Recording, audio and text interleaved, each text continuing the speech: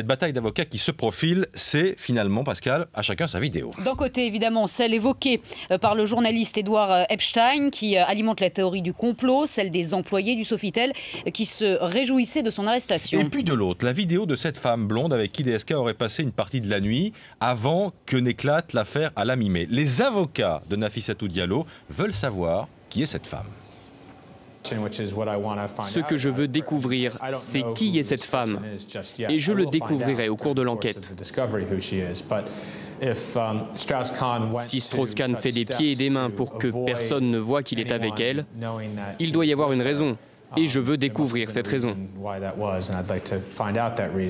Priorité au direct, Jean-Bernard Cadier, vous avez pu visionner cette vidéo. Alors première question évidemment, que voit-on sur cette vidéo? Et expliquez-nous pourquoi l'identité de cette femme intéresse tant les avocats et les enquêteurs.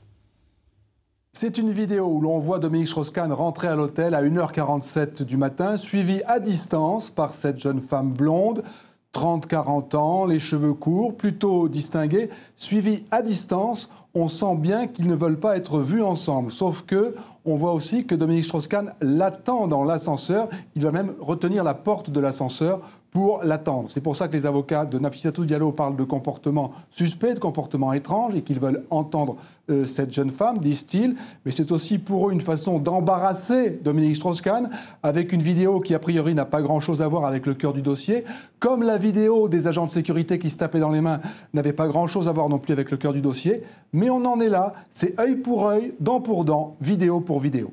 Jean-Bernard Cadier, le correspondant de BFM TV à New York.